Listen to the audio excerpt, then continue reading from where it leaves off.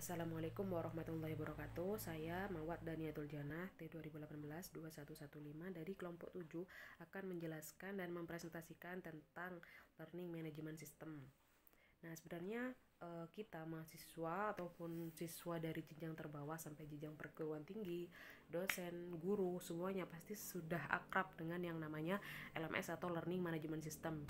Karena dengan adanya pandemi ini banyak platform-platform LMS yang kita gunakan ya. Tapi mungkin kita masih kurang paham apa sih pengertian dari LMS itu sendiri. Jadi Learning Management System atau biasa disingkat LMS adalah aplikasi perangkat lunak untuk kegiatan dalam jaringan, program pembelajaran elektronik atau e-learning program, dan isi pelatihan.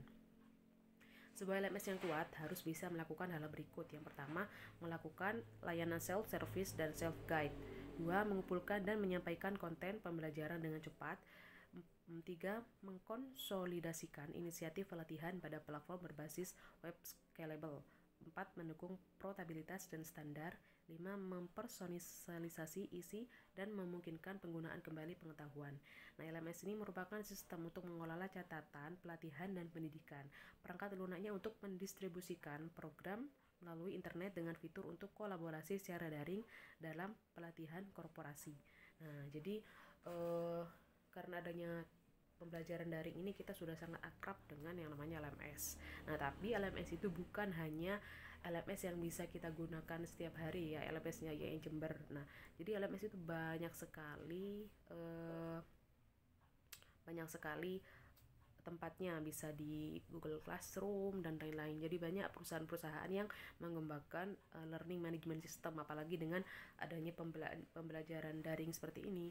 Banyak perusahaan-perusahaan yang berlomba-lomba untuk membuat sebuah website atau perangkat lunak tempat pembelajaran e-learning atau daring.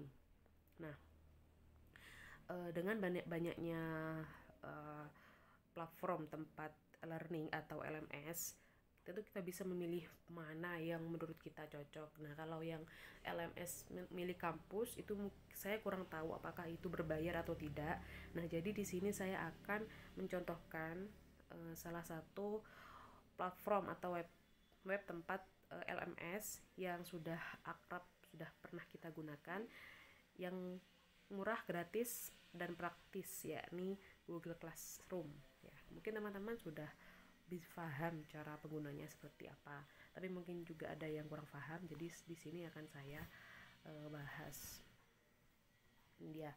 Untuk Google Classroom itu bisa menggunakan aplikasi ataupun website di Google ya. Jadi tinggal cari di Google, lalu kemudian nanti akan muncul Classroom dan bisa dipergunakan langsung melalui Google. Mungkin teman-teman kan sudah paham. Nah, di sini ini sudah ada kelas-kelas yang pernah kita pakai ya. Nah, di sini saya akan mencontohkan Google Classroom untuk kelas 10 MA. Nah, karena MA, jadi karena untuk masih jenjang anak sekolah, jadi di sini saya akan menggunakan perangkat lunak yang mudah karena Google Classroom ini sangat praktis, gratis, dan penggunaannya juga sangat mudah. Yang pertama, untuk membuat kelas kita bisa klik tab tanda plus ini. Di sini ada pilihan buat kelas dan gabung ke kelas. Nah, sebelumnya saya jelaskan dulu. Jadi Google Classroom atau Google Class adalah layanan website gratis yang dikembangkan oleh Google untuk sekolah, yang bertujuan untuk menyederhanakan, membuat, mendistribusikan, dan menilai tugas tanpa harus bertatap muka. Tujuan utama Google Classroom adalah untuk merampingkan proses berbagi file antara guru dan siswa. Nah, misalnya kita di sini membuat kelas. Nama kelas, misalnya saya di sini akan menggunakan kelas 10 MA MAN, misalnya MAN Lumajang.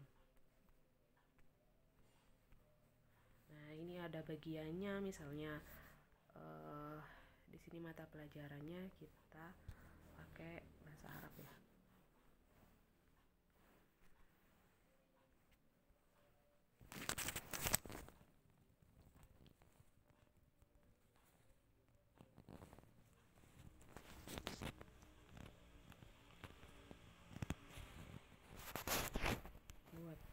saya udah buat deh. Kita tunggu.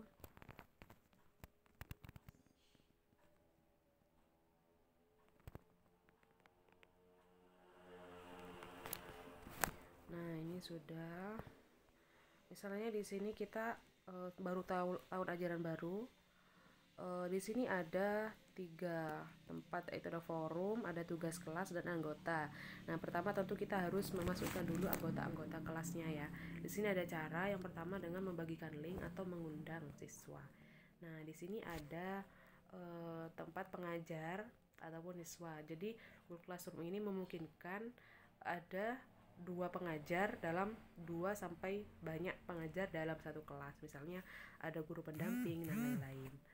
Nah, di sini misalnya kita mengundang guru lain, langsung ketikkan nama atau emailnya. Nanti akan langsung diundang, akan masuk ke email orang tersebut. Orang tersebut tinggal memilih apakah mau bergabung atau tidak. Sama halnya juga dengan siswa. Misalnya kita ketik di sini nama, alamat, email siswa. Lalu tinggal undang di sini, barulah nanti akan masuk ke email orang siswa tersebut. Kemudian siswa tersebut bisa memilih untuk bergabung atau tidak.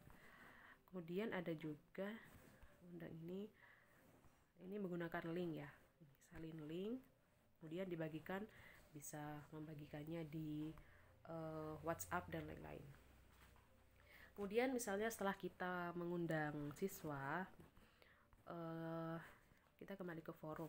Misalnya tahun ajaran baru dan kita akan baru saja memulai pembelajaran. Misalnya kita akan membuat pengumuman. Di sini adalah tempatnya pengumuman. Besok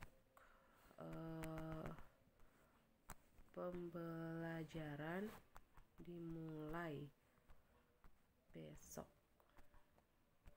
Senin, misalnya 2 Juli 2021 itu pukul 7. Langsung kirim. Nah, ini untuk semua siswa. Nah, jadi ini akan muncul di Google Classroom-nya siswa. Kemudian di sini ada tugas kelas. Nah, jadi Google Classroom ini memungkinkan kita untuk mengirimkan tugas dan bisa diatur dengan tenggat waktu yang akan kita gunakan. Setelah kita di sini membuat topik yang pertama, Maharoh Al-Kalam.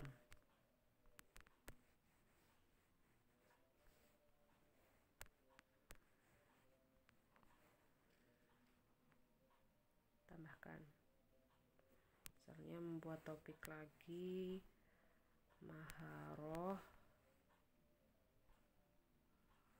Al-Istima.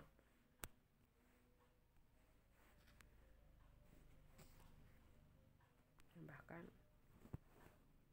Kemudian ada Maharoh misalnya.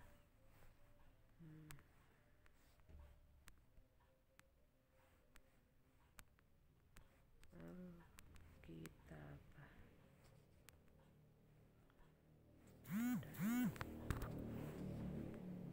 Tambahkan. Nah, ini adalah topik-topiknya ya.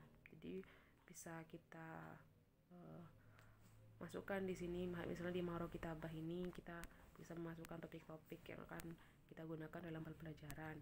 Kemudian untuk tugas, misalnya di sini judulnya tugas harian 1.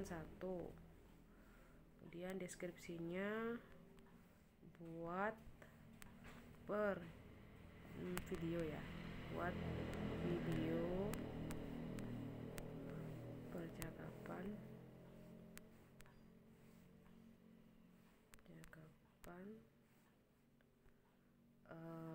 berbahasa Arab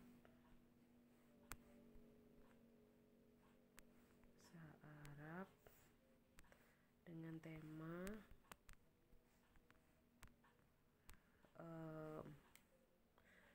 tema di sekolah, misalnya di sekolah, minimal durasi 5 menit misalnya. Oke, lalu tenggat waktu. Misalnya kita sekarang tanggal 4, kita mau kasih waktu selama 1 hari. Ini tanggal 5. Oke. Lalu waktunya sekarang. Jadi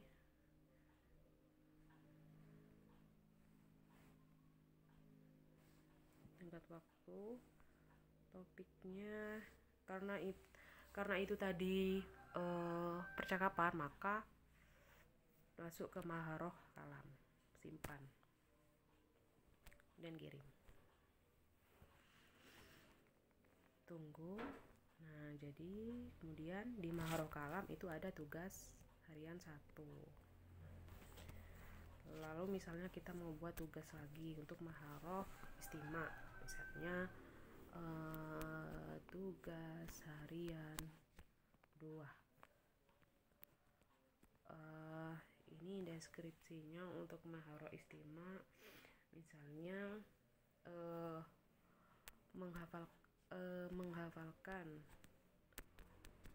menyanyikan, membuat video, menyanyikan lagu berbahasa Arab misalnya. Kemudian tenggat waktunya bisa dipilih, misalnya seminggu.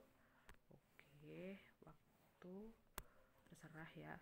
Kemudian topiknya masukkan ke Maharoh Istima, simpan. Nah, tinggal Maharoh Kitabah, misalnya tugasnya tugas harian 3. Kemudian deskripsinya buat karangan berbahasa Arab, tema dengan tema Palestina misalnya, minimal 1 halaman HVS misalnya. Kemudian tidak ada tenggat waktu, misalnya tidak ada tenggat waktu. Lalu ini masuk ke Maharoh Kitabah, simpan.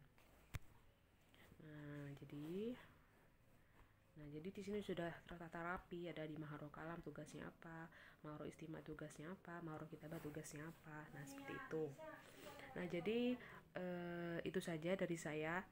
Mungkin teman-teman bisa mempelajari platform LMS yang lain ya, karena banyak sekali platform lain, cuma yang paling mudah digunakan ya Google Classroom ini. Mungkin juga teman-teman sudah paham. Mungkin nanti jika ada mau menjadi guru bisa menggunakan platform ini. Terima kasih. Wassalamualaikum warahmatullahi wabarakatuh.